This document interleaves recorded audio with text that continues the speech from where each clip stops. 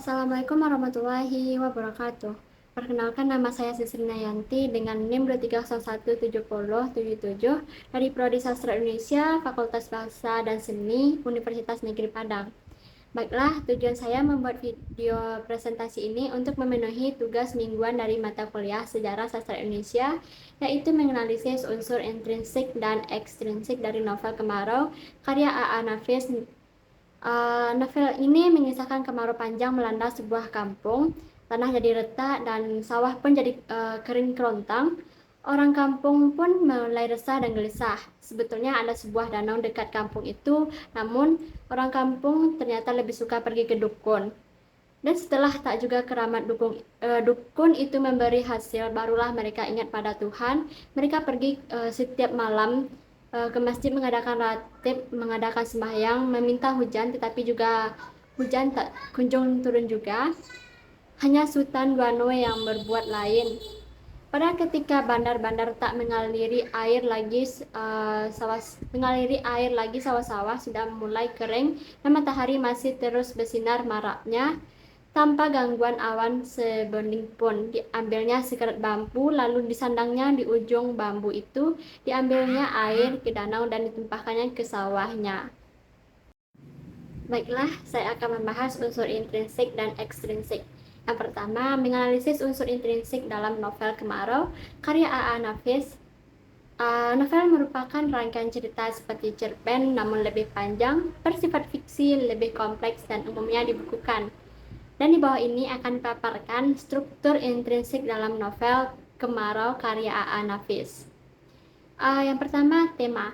Pada analisis ini dapat dipaparkan bahwa tema merupakan ide atau gagasan utama yang digunakan sebagai landasan dalam pembuatan cerita novel. Tema mewakili gambaran luas dari kisah yang diangkat pada cerita. Tema yang diangkat pada novel ini adalah pentingnya usaha dalam mencapai sesuatu dan hubungan masyarakat dengan sesamanya. Isi cerita ini menggambarkan tokoh utama yang taat beragama dan rajin mencoba mengubah pola pikir masyarakat yang di kampung tersebut untuk menjadi lebih berusaha dan berikhtiar. Tema ini dapat dilihat pada kutipan berikut. Ingin ia memperbaiki cara hidup orang di kampung itu agar mencapai taraf yang lebih baik, sesuai dengan zaman Indonesia yang telah merdeka dan berdaulat dan dapat mengurusi dirinya sendiri. Tuhan mengatur alam ini dengan musimnya, ada musim kemarau dan musim hujan. Seperti diaturnya waktu siang dan malam, kalau malam tiba meski seluruh manusia meminta kepadanya agar matahari diterbitkannya, tentu permintaan itu tidak akan dikabulkan Tuhan, karena Tuhan tidak akan mengubah aturan yang telah ditetapkan sejak dulu itu. Nah, pada malam waktu itu semua gelap, tapi kalau kita memerlukan cahaya terang, apakah kita akan meminta supaya matahari muncul di langit, Jin? Oh, tidak, Pak. Kita pasang saja lampu. Jadi artinya kita usahakan sendiri cahaya itu, bukan? Ya, tentu. Dari kutipan di atas dapat disimpulkan bahwa tema dalam novel Kemarau karya A.A. Nafis adalah membahas tentang bagaimana pentingnya usaha untuk mencapai sesuatu. 2. Tokoh atau penokohan. Berbeda dengan cerpen, pelaku pada novel cenderung lebih banyak, namun tetap terfokus pada satu pelaku utama, tapi ada beberapa yang muncul sesekali saja. Dalam menggambarkan sebuah penokohan, bisa dilihat dari perkataan, tingkah laku, cara berpakaian, dan sebagainya. Ada beberapa pemeran dalam novel Kemarau karya A.A. Nafis, yaitu tokoh utama, Sultan Duano. Dia berperan sebagai tokoh protagonis. Sultan Duano adalah orang yang suka menolong sesama, sabar, pintar, dan tidak mudah menyerah. Inilah kutipan berikut. Carilah dia, bilang padanya, aku setuju membeli padinya itu. Aku menantikannya di sini, kata Sultan Duano seraya turun ke halaman. Kemarau 1992, halaman 11. Sultan Duano membalasnya dengan pendek dan katanya, berterima kasih pada Tuhan karena dialah yang telah menggerakkan hatiku berbuat demikian. Kemarau 1992, halaman 12. Tapi menurut Bapak, anak-anakku ia orang pintar. yang bisa bahasa Belanda juga. Kemarau 1929. Untuk kedua kalinya usaha Sultan Duano kandas, tapi ia belum mau mengalah begitu saja. Lalu ia pergi kepada Rajo Bodi karena ia termasuk orang yang disegani di kampung itu. Ia mempunyai sawah yang luas juga, bahkan ia sendiri pun tidak mengerjakannya. Kemarau 1992 halaman 15. Selanjutnya tokoh tambahan. Yang pertama Wali Negeri. Dia adalah seorang pemimpin di kampung bijaksana, pemberani dan berpikiran maju. Jangan kalian bikin gaduh, nanti aku bertindak. Siapa saja yang memulai kegaduhan baru akan kutindak dengan tegas. Ini perintahku. Hanya aku saja yang berhak menanyai siapa saja dalam soal ini. Tak seorang pun yang boleh bergerak dari sini kalau tidak seizinanku. Yang kedua, Sultan Caniago. Dia seorang petani yang miskin. Sultan Caniago memiliki watak yang mudah putus asa. Wajah Sultan Caniago kini melukiskan rasa putus asanya, dan dalam saat itu Sultan Duano memandang ke sekujur tubuh laki-laki yang duduk di hadapannya. Yang ketiga, Haji Tumbijo. Dia mengenal Sultan Duano dengan baik. Dia adalah orang yang bijaksana, baik, dan pintar. Aku akan mengubah hidupnya, kata Haji Tumbijo kepada wali negari yang keheranan memandangnya. 4. Lembak Tua. Ia juga mempunyai sawah yang luas dan memiliki watak sombong. Itu akan merepotkan saja, Sultan Duano. Bagiku tidak pun sawah itu memberi hasil tidak apa-apa. Hasil sawah yang lalu masih ada padaku. Memang sawahku yang terluas di kampung ini. Tapi aku tak pernah ikut mengotorkan kakiku untuk mengerjakannya. Yang berkempit langsung dengan sawah itu, petani-petani itu. Mereka lah Sultan Duano ajak, kata Lembah Tua akhirnya. Yang kelima, Acin. Anak yang lugu, pintar, selalu ingin tahu, periang, suka menolong, baik hati dan penurut. Acin, berhentilah makan dulu. Panggilkan Pak Duano, seru Gundam. Bilangkan orang sudah hadir semua. Cepat Acin berdiri, ditaruhnya piringnya yang masih penuh nasi ke dekat Gundam. Lalu dibasuhnya tangannya, seraya menyekat tangannya ke celananya. Ia berdiri keluar dapur dan melompati anak tangga. Yang keenam, seorang janda dengan 2 anak. Dia memiliki watak yang penyayang dan tabah. Tidak, mantri sudah bilang, Acin tak ada harapan. Kalau akan mati, biarlah di atas rumahku. 7. 7. Rajo Bodi. Dialah orang yang berpegang pada adat dan berpikiran pendek. Dia memiliki watak yang pasrah, tidak mau berusaha, dan tidak mau merepotkan diri. Ya, aku tahu itu. Tapi menurut pengetahuanku yang hampir 60 tahun hidup di dunia ini, tak pernah dulu mengerjakan sawahnya 2 kali dalam setahun. Kenapa kita menyalahi apa yang telah dilakukan nenek moyang dulu? Nenek moyang kita dulu bukan orang bodoh. Mereka turun ke sawah di musim hujan, bukan di musim kemarau. Perhitunganku bersawah lain. Aku tidak mengandalkan hidupku dengan bersawah melulu.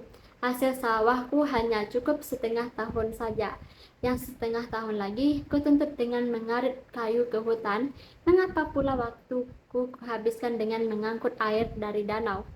Baiklah, kalau hasil sawahnya itu jadi kelak, kalau tidak. 8. Haji Samsiah. Dia orangnya yang sombong dan suka berbohong. Sultan Malakewi pernah meminta Sultan Duano untuk Haji Samsiah. Tapi kata Haji Samsiah, ia yang dipinang Sultan Duano, tapi ia menolak karena katanya ia tak pantas seorang haji bersuamikan orang yang tak haji. 9. Sania, seorang wanita yang suka membohongi masyarakat, licik, pendendam, dan suka menfitnah. Oh, dengan itu kau bayar hutangmu padanya ya? Untuk berapa kali dalam 1.000 rupiah? 1.000 kali? Alangkah murahnya, kata Sania pula. Ia menarik rambutku, kata Sania. Ia marah padaku karena aku mengintipnya bergendakan dengan hidung belang itu. Siapa hidung belang itu? Tanya wali negeri. Yang ingin tahu siapa yang dimaksud oleh Sania. Siapa lagi? Ia ingin memperkosaku juga. Adakah di antara mamak-mamak di sini melihat si hidung belang itu memeluk seorang perempuan di pagi buta beberapa waktu yang lalu, kata Sania pula. Yang kedua, plot atau alur. Plot adalah atau alur dalam novel ini pengarang menggunakan alur maju karena hampir semua cerita pokoknya diceritakan secara berurutan sesuai dengan kejadian. Cerita dimulai dari mana? Dimulai dari musim kemarau yang panjang hingga sawah menjadi rusak.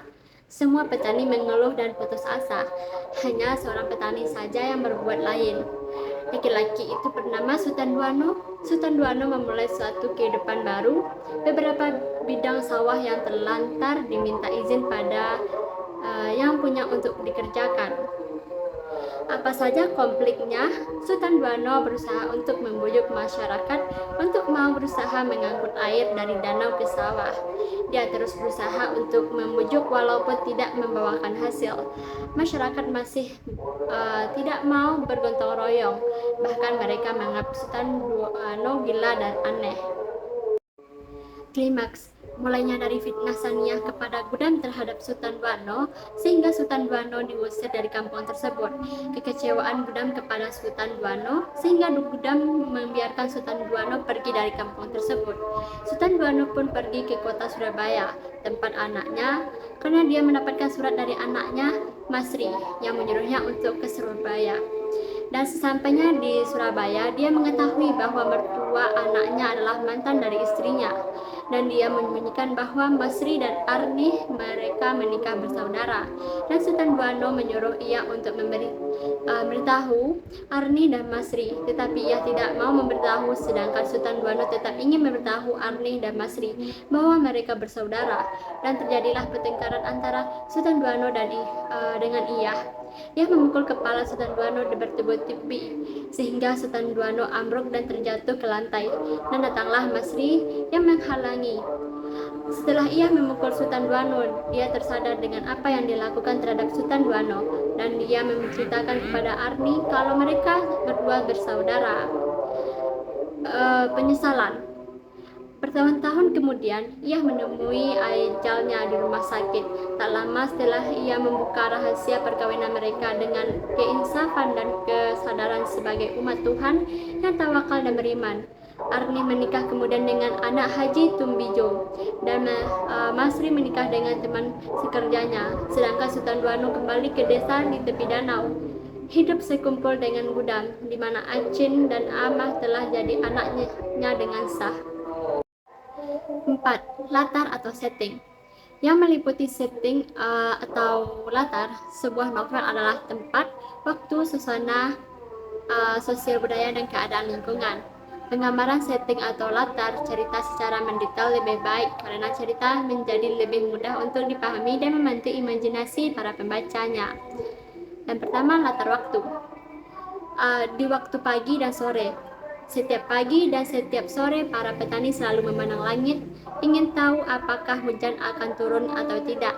Kemarau 1992, halaman 1. Di waktu siang, setelah matahari sepenuhnya turun muncul di puncak bukit, diturutnya Sultan Caniago ke rumahnya. Kemarau 1992, halaman 11. Di waktu malam, pada suatu malam, setelah Sultan Duano sembahyang Isya dan berzikir seperti biasanya, diambilnya buku tafsir karangan Sudewo lagi. Ia hendak membaca pula, tapi surat Masri ada di antara lembarannya. Surat-surat itu dijadikan sebagai tanda halaman yang dibacanya.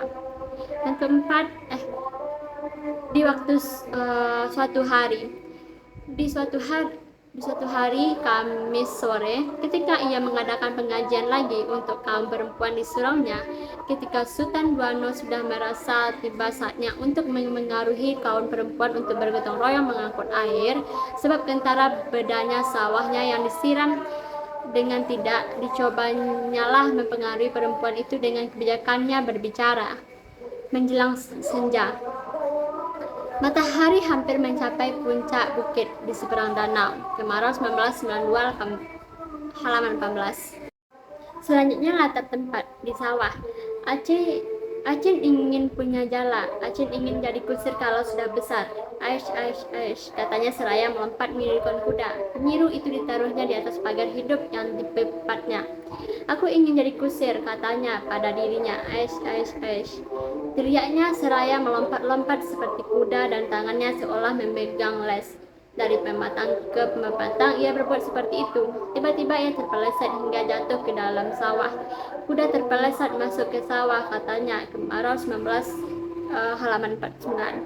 Di danau, Sultan Duano merapatkan pelukannya, dilayangkan lagi pandangannya ke bukit di seberang danau. Ia tahu, mata Acin yang bening sedang mencengkau matanya. Kemarau 1992, halaman 40. Di jalan, Gundam duduk bersimpuh di dekat pintu depan hingga ia dapat melihat ke jalan raya. Jalan raya lengang, selengang seperti kemarin dan kemarin dulunya. Kemarau 1946. Di rumah, pelan-pelan ia pergi ke pintu antara ruang tamu dan ruang makan. Di situ ia bersandar pada ambangnya. Kemarau 1992-112. Tanpa pikir panjang, Sultan Duano meninggalkan pekerjaannya. Dengan alat-alat dan pakaiannya yang kumal, dia telah menyerbu masuk ke kamar Gundam di mana Acin terlentang di tempat tidur. Di surau, lama Sultan Duano duduk bersandar ke dinding suraunya, tanpa bergerak ke dinding suraunya, tanpa bergerak sedikit pun. Bahkan setelah lama Sultan Caniago pergi, ia masih menerawangi loteng suraunya dari atas pembaringannya. Kemarau 1910. Akhirnya ia sampai juga ke suraunya, dan seperti biasa, kalau ia kembali ke suraunya sebelum meningkat anak tangga, dilayangkan matanya ke kolam. 1963. Selanjutnya, latar suasana gugup. Acin banyak dapat bandar, mak, kata anak itu menghilangkan gugupnya. Suasana senang. Acin ingin belajar sopir. Kalau Acin sudah bisa, akan Acin bawa bapak kemana pergi.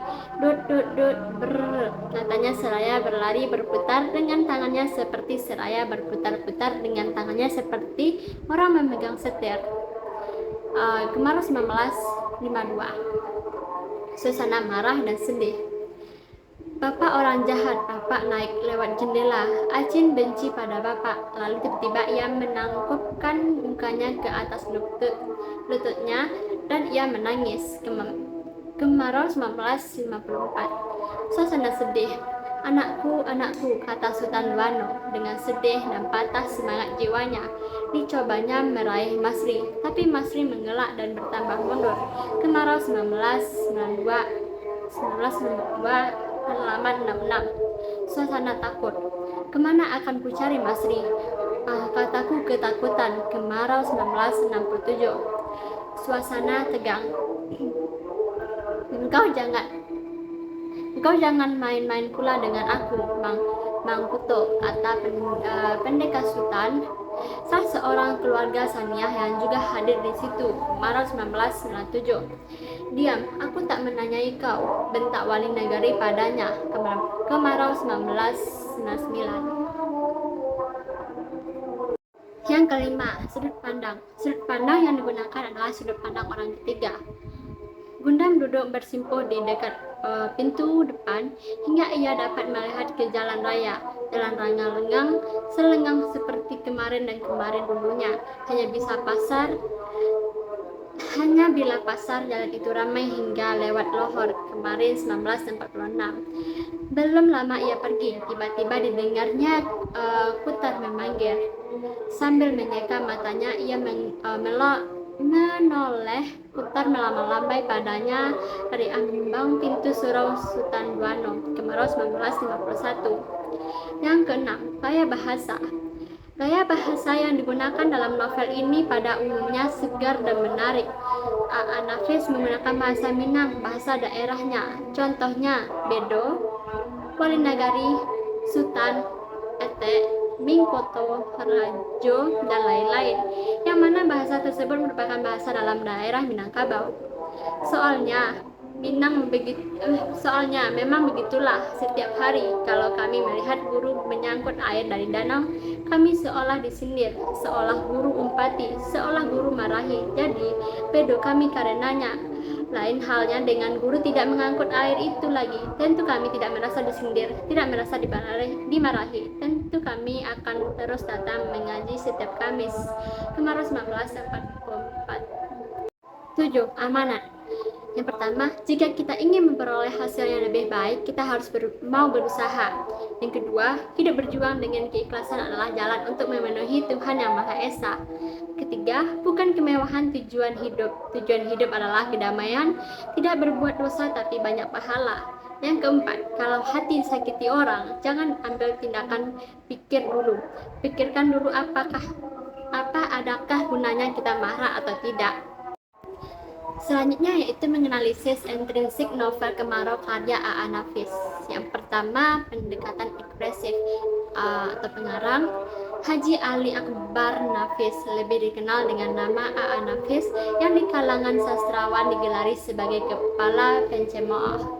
Ia salah seorang sastrawan dan budayawan terkemuka di Indonesia. Gelar yang lebih menggambarkan kekuatan satiris, tidak mau dikalahkan sistem dari luar dirinya. Sosoknya sebagai menjadi simbol energi sastrawan yang menjadikan menulis sebagai alat dalam kehidupannya.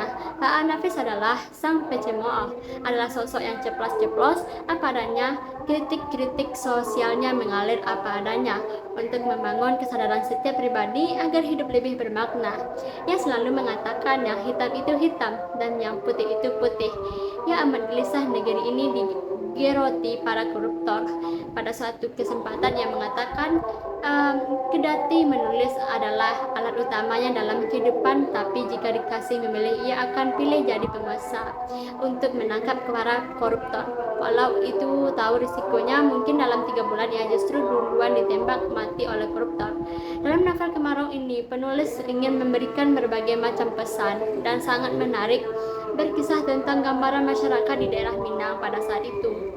Sangat menarik jika kita membaca dan mengapresiasi buku karya A.A. Nafis, karena di dalamnya terdapat kritik sosial tentang berbagai nilai kehidupan yang sudah mulai pudar. Pendekatan mimesis atau mimetik kenyataan. Pendekatan mimetik adalah pendekatan yang dalam mengkaji karya sastra berupaya memahami hubungan karya sastra dengan realitas atau kenyataan. Dalam pendekatan ini, karya sastra dianggap mencerminkan kenyataan atau sebagai tiruan alam atau kehidupan. Untuk dapat menerapkan pendekatan mimetik dalam mengkaji dan memahami karya sastra, dibutuhkan data-data yang berhubungan dengan realitas atau kenyataan yang berada di luar karya sastra, yaitu kenyataan yang dipandang sebagai latar belakang atau sumber penciptaan karya sastra yang akan dikaji. Novel ini menggambarkan tentang kehidupan masyarakat Minangkabau yang mempelajari ilmu agama setengah-setengah. Mereka hanya menyerah pada nasib. Kepasrahan masyarakat itu digambarkan dengan hanya bermain kartu selama kemarau. Hal yang mereka lakukan dalam mengisi waktu luang dan untuk mengatasi kesulitan hidup mereka hanya menyerah pada nasib dengan berdoa. Kita sama-sama tahu bahwa berdoa tanpa usaha adalah sia-sia. Kelakuan masyarakat seperti itu dipertentangkan dengan tindakan salah seorang masyarakat Minangkabau yang digambarkan melalui tokoh utamanya, yaitu Sutan Duano. Tokoh ini memahami ajaran agama Islam dengan baik, sehingga sewaktu dilakukan oleh sebagian besar masyarakat di Minangkabau yang juga bekerja sebagai petani hanya bermalas-malasan pada saat musim kemarau. Sutan Duano ini tetap bekerja dengan sabar, tekun dan menggairi sawahnya walaupun musim kemarau, walaupun itu ditentang dan dicemooh oleh masyarakat sekitar. Tetapi Sutan Duano tetap meyakinkan para petani untuk tetap menggairi sawahnya walaupun kemarau. Memang awalnya pendapat atau saran Sutan Duano sempat ditolak, bahkan tidak digubris oleh sebagian masyarakat Minangkabau. Namun setelah dipikir-pikir dan melihat kesuksesan Sutan Duano, akhirnya masyarakat Minangkabau menjadi sadar dan menerima saran dari Sutan Duano. Bahkan mereka menjalankan sarannya dengan menggairi sawahnya meskipun kemarau. Dalam kenyataan sebenarnya, masih banyak masyarakat yang masih di daerah terpencil yang hanya mengandalkan satu musim saja, yaitu musim penghujan. penghujan. Pada saat musim kemarau datang, mereka hanya bersantai-santai dan tidak melakukan apa-apa. Keadaan seperti itulah yang mengunggah Nafis yang dikenal sebagai pengkritik untuk membahas masalah tersebut. Dan dalam novel ini, masyarakat Minangkabau lah yang menjadi latar belakang cerita ini. Hanya itulah yang dapat saya sampaikan pada video presentasi ini. Cukup sekian, terima kasih. Assalamualaikum warahmatullahi wabarakatuh.